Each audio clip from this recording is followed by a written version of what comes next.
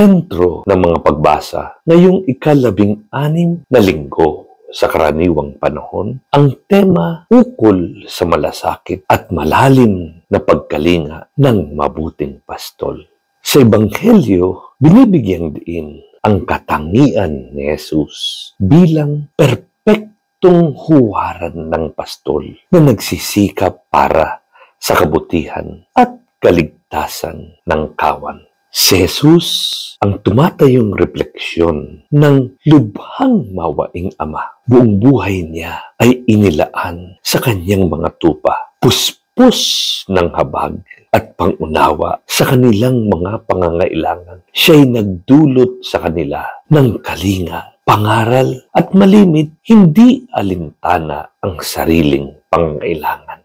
Ito ang paglalarawan sa Ebanghelyo ngayong linggo tungkol kay Kristo, ang ating mabuting pastol na handang ialay ang kanyang buhay para sa kaligtasan ng mga alagang tupa at ipagtanggol ang mga ito mula sa mga asong gubat na pumapatay at nandalapa ng mga tupa. Sa mabuting balita, sinasaysay na nang bumalik ang mga alagad mula sa kanilang misyon, inanyayahan sila ng guro sa ilang na lugar upang makakain at makapagpahinga.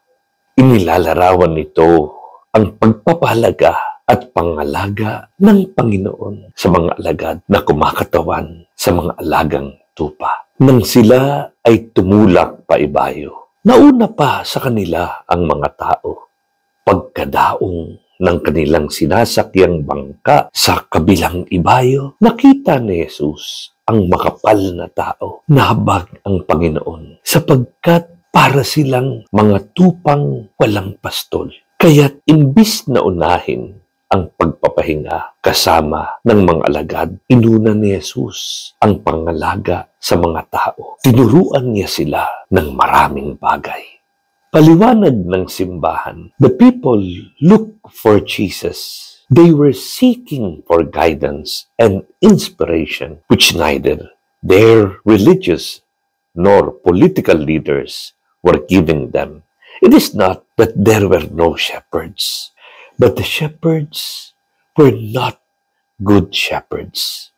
Thus, the people were directionless and spiritless. They were losing their way.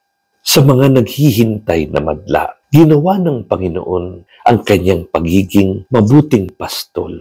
Napakahalaga ng mga tao sa Panginoon. Hindi niya sila pinabayaan. Alam niya ang kanilang pangangailangan at ito ay kanyang tinugunan. Hindi niya binugo ang mga nag-iintay sa kanya at lumalapit upang humingi ng tulong. Kahit ngayon, patuloy ang pangalaga sa atin ng Panginoong Hesukristo bilang ating mabuting pastol sa pamamagitan ng mga pastol na kanyang itinalaga at hinirang para tayo'y itaguyod at alagaan sa pangalaga ng Santo Papa, mga obispo at mga pari na ating mga pastol. Nakararating sa atin ang mabuting balita ng katotohanan at pag-ibig. Ipanalangin natin na pagpalain nawa ng Panginoon at gawing tunay na mga pastol ng kawan ang pamunuan ng simbahan upang patuloy silang mangalaga sa mga ipinagkatiwala sa kanila sa tapat na pag-aalay ng kanilang sarili tungo sa kaganapan ng kaharian ng Diyos. Sa araw na ito, hamon ng Iglesia. Do our shepherds teach us? Do they teach us in such a way as to direct and inspire us to correct living? Or are they content to entertain us with stories and jokes because they are more intent on becoming popular than on feeding the flock with solid food? Gayon din, ipagdasal natin ang kawan, ang mga ordinaryong mananampalataya upang patuloy nilang masigasig na pakinggan at tupdin ang mga aral ng kanilang mga pastol.